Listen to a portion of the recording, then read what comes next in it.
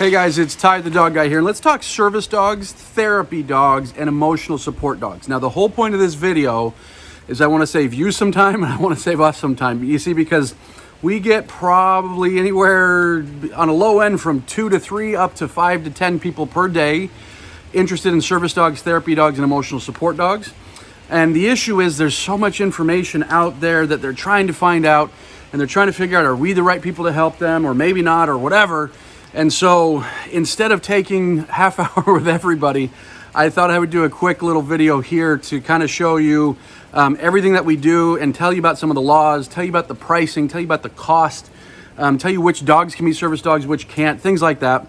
Do a quick kind of frequently asked questions video here that will save you some time and then save us some time as well. Everybody wins. So now, if you go through this video and you're like, hey, I think this might be the right thing for me, then what I want you to do is to the right of this video or down below this video, depending on what you're watching this on, there's a form to fill out where you can get more information. You can schedule a call with one of our trainers, and we can really take you through a process of determining if service therapy or emotional support dog is the right thing with us here at Ty the Dog Guy. So anyways, I got my list of FAQs here, the types of things that people ask us all the time.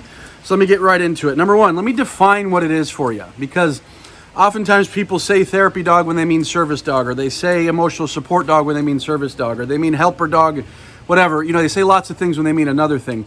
There's actual legal designations here, so it's important to understand what each one is, because there's different legal rights that go with each one. So for starters, a therapy dog. A therapy dog is a dog that you have, that's your dog, that you would take to a children's hospital, that you might take to a retirement home, and the purpose of the therapy dog is to cheer people up. You go into rooms or people pet the dog, so what you need with a therapy dog is just a super social, happy, friendly dog. Most of the training with therapy dog work is obedience and structure training to teach the dog to be able to go in anywhere and listen and obey, even with wheelchairs and oxygen tanks and lots of people and distractions and kids and stuff like that. So that's a therapy dog. A therapy dog does not have any legal rights to go anywhere. So you cannot take your therapy dog to the movies. You cannot take your therapy dog on a plane. You cannot take your therapy dog into a restaurant. It has no legal rights. Another one is an emotional support dog, or an ESA, emotional support animal. Now, an emotional support animal does not have any special training.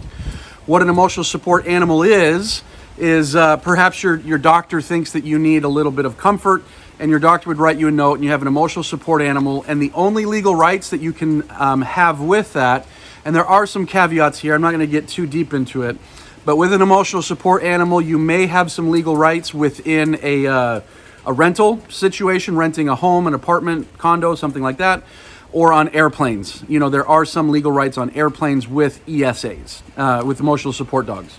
And so, but there's no special training or anything like that. Now, the third, the one that we train the most, the one that people are most interested in generally, are service dogs. Now, a service dog is a dog who is trained to do task work, service work for one individual. So, for example, if you have PTSD, a service dog can be trained to do certain tasks that help mitigate that PTSD. Or maybe your child has autism, and the service dog can be trained to do certain tasks for your child to help with autism.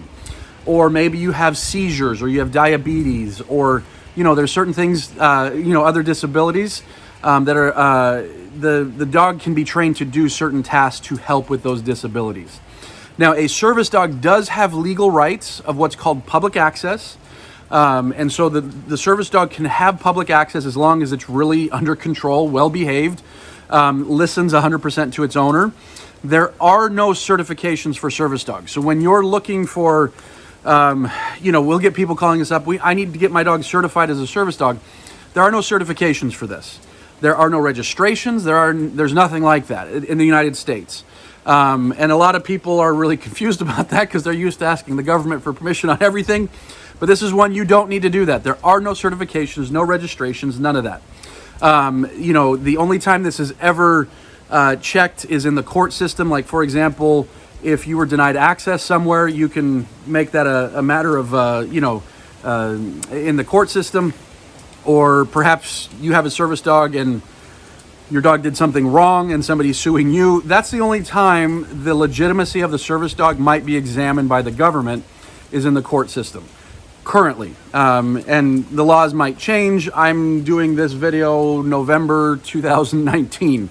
And so those laws, who knows, laws might change. But as of now, there are no certifications. So when you go online and you find service dog registration, service dog certifications, service dog whatever, they're all fake. They're not illegal because there's no need for service dog registrations, but they're also not legal.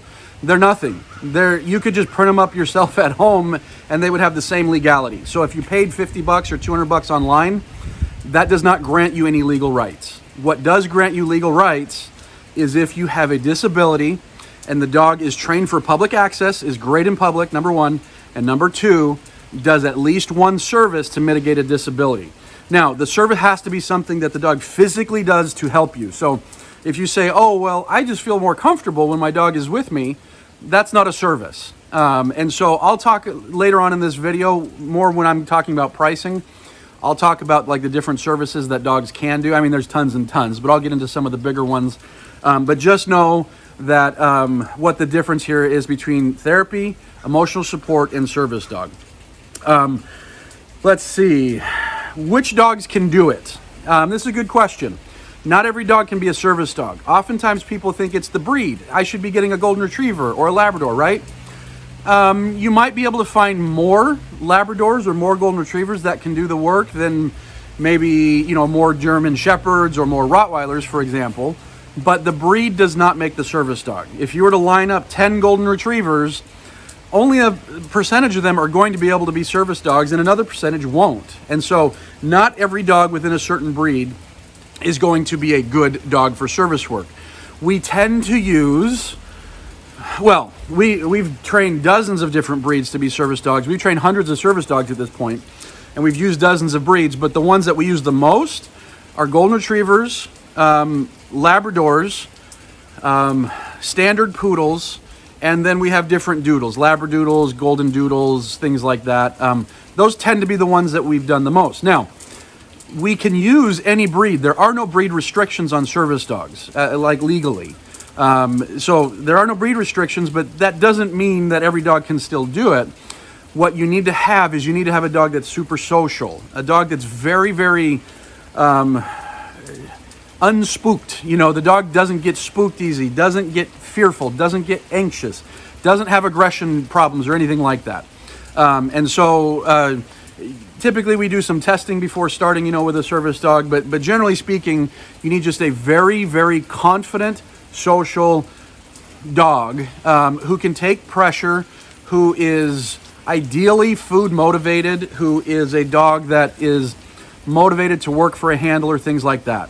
And so can you find that in tons of different breeds? Yes. But also there's certain breeds that you have to be very careful of because maybe they've been bred for generations to be, stronger with aggression, to be a guard dog or something like that. And so we want to take into account the dog's genetics. And we want to say, if the dog has anxiety issues, fear issues, aggression issues, we have to wash that dog immediately. That's not a dog that's fit for service work. Okay, the question comes up, puppy or adult? Should I start with a puppy or an adult? And there is no right answer. There's risks anytime you do a service dog. Any service dog, puppy, adult, doesn't matter. There's always risks because any dog can wash out. And by wash out, I mean like we start training and then we it becomes evident that the dog can't do service work. And so it is very possible for dogs to wash out. When you start with a puppy, it's a very large crapshoot, to put it that way. It's a very large just guess. Now, if you're starting with a dog that comes from really solid breeding, and we know what the parents are like, and we know how the breeders have been breeding for a while, we can up our chances of having the dog be a good service dog starting from a puppy. But there are no guarantees starting with a puppy. I find that, when we help people select a puppy and raise a puppy, we, maybe 5% of the time the dog washes out.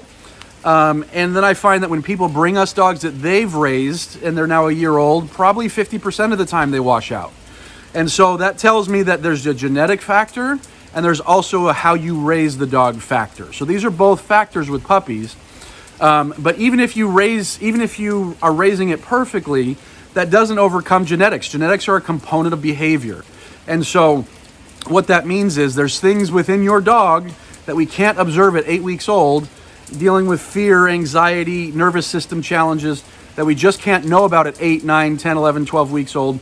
That makes it, there's an additional risk starting with a puppy. That doesn't mean you shouldn't start with a puppy. It just means you should understand the risk.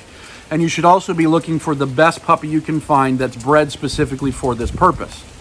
So that's a risk. Also, starting with a pup, we might have a higher cost because we've got all the work going along, from the time the dog is a puppy up until we can really focus on the service work.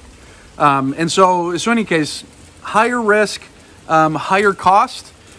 The benefit there is that you raise the dog. It's a dog that you've known since he's a brand new puppy. You've got this strong bond, and there's something to that for a lot of people. Now, what happens if you start with an adult dog, a dog that's 8 months old, 12 months old, 16 months old, 2 years old? What about the bond? You can absolutely bond with a dog. It's almost never is there an issue with having a 2-year-old dog not bonding with a new service dog team member. And so bonding usually is not an issue with an adult dog. With an adult dog, there's specific advantages in that we can tell temperament and who this dog is really fast. And so if the dog's going to wash out, we can usually figure that out either on an evaluation or within the first couple days, couple weeks of training. So there's a whole lot less risk in starting with an adult dog. Because with that puppy, you might work 6 months, put in lots of time, effort, thousands of dollars, and then find out the dog's not cut out. With an adult dog, generally we don't have that problem. Usually if the dog's going to wash out, we're going to figure it out pretty darn quick. And so that's an advantage. Typically it might be a little bit lower cost if, with the adult dog. The disadvantage of the adult dog is that if we're starting from scratch and we have to go find the dog, it's harder to find an adult dog. There's puppies galore. You can always find puppies. Again, bigger risk, bigger cost. It might take a little bit longer to find an adult dog. It generally takes us between 1 to 3 or 4 months to find the appropriate adult dog. But sometimes it can take longer, depending on the exact type of dog that you need and stuff like that. So the question comes up, who finds the dog? We have services where we can help you find the dog. Some people go out and find their own dog based off of how we recommend that they look for dogs. And so there's a couple options there. We can either help or we can do the entire thing. And there's differences in cost with both of those. Another thing to bear in mind is having a service dog makes your life harder for a little while. Let's say that, for example, you are going to get a service dog that's fully trained, and you might say, awesome, the dog's fully trained, we're ready to go. It's not like that. It's a team effort. You have to learn how to handle the dog has to learn you. So if we were to give you a fully trained dog tomorrow, you're going to have a few months before you're starting to feel 100% with that dog. At least, if not more sometimes. It takes a while for you guys to learn how to be a team. It takes a while for you to learn how to be a good handler. It takes a while for the dog to start recognizing your patterns and the things that you do. And so I always tell people, if we're training the dog for you and handing over a dog, it's going to take some time to really settle in and for you guys to really become a team. Don't expect that day one, this is a perfect dog for you doing everything 100%. You have to work into that as a team member. And initially, they always say the team is as strong as its weakest link. In the beginning, the owner's the weakest link, and I don't mean that to be offensive, but the owner has to learn how to handle the dog. So anyways, there's always that ramp up time. Now, if you're starting with us from the beginning with a puppy, we can bring the dog along through a process.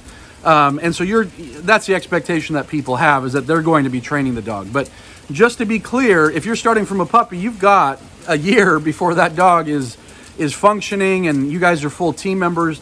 If you're getting a fully trained dog, you've got a few months before you can really feel comfortable as a team. So like I say, bear in mind that they can make your life a little bit harder. Where can your dog go? When you have a service dog, where are they allowed to go? I recommend you look up the ADA rules, Americans with Disabilities Act. I recommend you look up those rules because I don't want to misrepresent anything. I'm not a lawyer or any sort of law interpreter here. The answer is your dog can go most places as long as you're a good handler. A good handler keeps the dog next to him, never allows their dog to go greet people, never allows people to greet their dog. A good handler doesn't allow their dog to bark, to pull on the leash, doesn't allow their dog to go to the bathroom indoors. A good handler is going to do a lot of these things well. And with that, you're going to be able to go just about everywhere. There are places within hospitals, certain places within restaurants. There are certain exceptions, and I recommend that you look up the laws on that so that I'm not giving you bad information here or potential information that's out of date if they update things, after I do this video. But the answer is with a service dog, almost all places, but check the laws for yourself. And again, the main thing here is your dog has to be, you've got to keep your dog stellar. You've got to be great with this dog. Okay, let me talk about tasks that they can do and then talk about cost. And so as far as tasks that your dog can do, there's a whole wide variety. I'll tell you the ones that we do a lot. We do a lot for folks with PTSD or anxiety or depression challenges. And we might do things like pattern interrupt, which would be like nudging, pushing, licking, getting on the individual.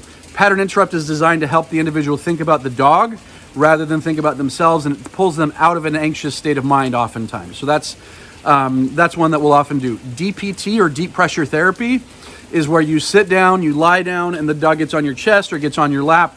And we use that deep pressure because for a lot of folks, deep pressure can be very helpful.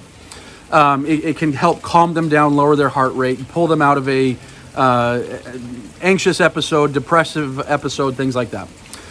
For a lot of folks with PTSD, we'll do like a blocking behavior. Blocking is for the dog to put themselves in between you and other people. Like maybe you're standing in line at the grocery store and the dog is blocking behind so that you have that peace of mind that, hey, the dog's back there. Or maybe you're talking with somebody in public and the dog stands in front so that you kind of have that buffer and you feel a little bit more comfortable. So that's blocking. Now, blocking is not a protective thing. A service dog cannot be trained to protect, with any growling, barking, biting, any sort of protection type training. They cannot do that. But just the physical presence is enough for a lot of people. Those same commands, or those same tasks rather, we often train for kids with autism. We often train lots of pattern interrupts. We often train a lot of deep pressure therapy for kids with autism. In addition, we might do things like alerts. Now, alerts can be for a variety of things. An alert could be, if you have diabetes and the dog is trained to maybe paw you when your blood sugar is going too low or too high. An alert could be you're feeling stressed and you're having an anxiety moment come on and the dog starts doing a pattern interrupt, for example. And so we train a lot of alerts for things like anxiety, for things like PTSD, for things like diabetes. Seizures is, I could talk for a long time about seizures. Seizures are very tough. There's what's called alerts and what's called responses. An alert is the dog alerts you that a seizure is going to happen. This is incredibly difficult, tens of thousands of dollars to train it, if the dog's even capable, if your type of seizure puts out the right type of indication so that the dog can even pick up on it. And then there's responses. You are having or have had the seizure, and the dog responds by barking to bring attention, or maybe licking your face to hopefully pull you out of it, or pushing themselves under, so that they're a cushion in case so you don't bang your head on the floor, things like that. And so we've got alerts, we've got responses, we've got pattern interrupts, we've got deep pressure therapy, we've got blocking. These are a lot of the common ones that we'll train for people that tend to be very, very helpful. Now let's talk cost. And so cost is going to depend on a number of different factors. If the dog is young, the cost is going to be higher because we're going to have more work to do. If the dog is a breed that's going to be more difficult, not that there's anything wrong with the dog, it's just a dog that's less biddable or less desiring to be, helpful. It could cost more because it's going to take more work. So what I'm going to do is kind of give you a range, recognizing that it could be a variety of different things within that range, or higher or lower, depending on a few things, but this range will be fairly accurate. And there's two ways that we'll train service dogs. If you're local to us, and we've got a few different branches of our company around the country, if you're local to us, we can do what's called owner train. And owner train is a more affordable way. It's still in the thousands of dollars, but it's a more affordable way to do training. There's a lot more work for you because we're working with you and bringing you along in the process. And so, for example, if we're doing owner train for PTSD and anxiety, on a low end, we're going to be $2,500 to $3,000 on a low end. On a higher end, $3,500 to $4,000 if we're doing an owner train. We do offer payment plans. I'll talk about that here in a second. So for PTSD, anxiety, depression, etc., we're going to be kind of in that range. If we're doing owner train for autism, we rarely do because the tasks are typically a lot more difficult. But on a rare occasion where we feel like somebody can do that, we're probably $3,500 and up. If we're doing something like a diabetic alert or seizure response, and we're doing owner train where we're coming to you and working with you, we're probably going to be $4,000 and up, for something like that. And those are just some, range. Now, if we're doing what we call a board and train, or we call it a boot camp style, that's where the dog comes and stays with us, would stay in one of our trainers' homes during the training period. The cost is going to be higher because we're doing more of the work. And that's essentially the trade-off, is that we can deliver you a fully trained dog and then teach you how to handle the dog.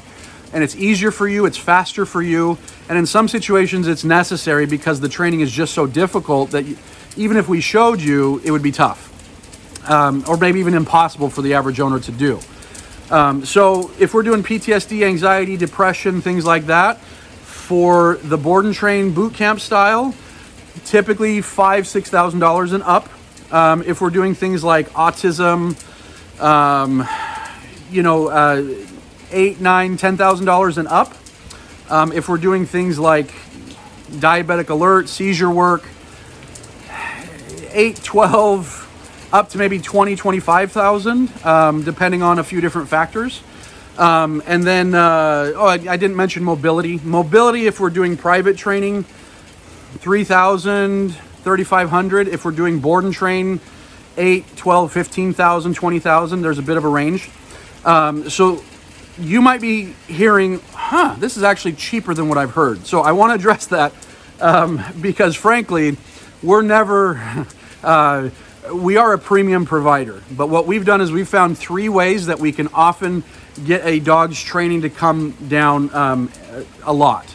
Number 1 is starting with an adult dog. With most dogs, with a lot of the service dogs we do, we start with an adult dog. So we don't have all that puppy work of raising a puppy for months and months and thousands of dollars. So that can bring the price down. Number 2, we call it sweat equity. And sweat equity, what that is in order for the dog to be really great in public, you need hundreds of hours. Now, if you're paying a trainer to do hundreds of hours, this is where you get $20,000, $30,000, $40,000 dogs. But what we found is we can get a dog to a very serviceable level of public access and then teach you how to do the repetition and the practice out in public.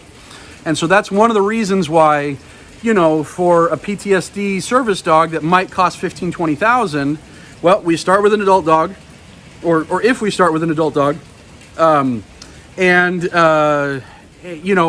we're having the owner do some sweat equity, it's going to bring that cost way down. And then the third thing that we do that I want you to be aware of is that we use a method of training called a balanced approach. So a lot of trainers out there use just treats. And when you're using just treats, it takes a really long time to train dogs. It just does. Like getting them trained is fast, but getting them to be very good in public takes a long time. So we use a balanced approach where we do use training collars and humane, proper, and fair correction, so that which speeds up by months and months, sometimes years.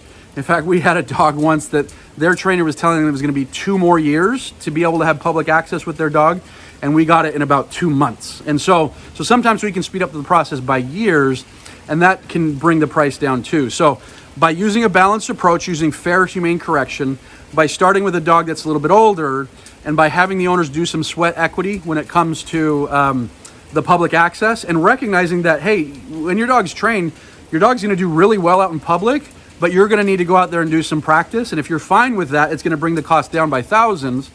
That's where we can, when we're doing the board and train, where we're doing all the training, that's where a dog that we might be selling the training for 10 or 12,000 might be 20, 25,000 elsewhere. And our dog is trained just as well to the same, if not higher standards. It's just we found these 3 little hacks. I don't want to call them hacks, but these 3 things that can dramatically bring the cost down.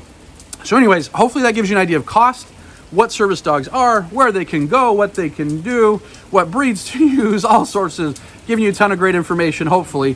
What I want you to do, like I say, is if you've heard all this and you're like, yeah, I think this sounds right. There's no obligation, but what I'd like to do is schedule a call with either myself or one of my trainers. And so start by doing that by going either down below this video or to the right of this video, entering in your information, and then you'll be able to schedule a call where we can judge and ascertain and see if this is right for you. So anyways, thanks for watching, and we hope to talk to you soon.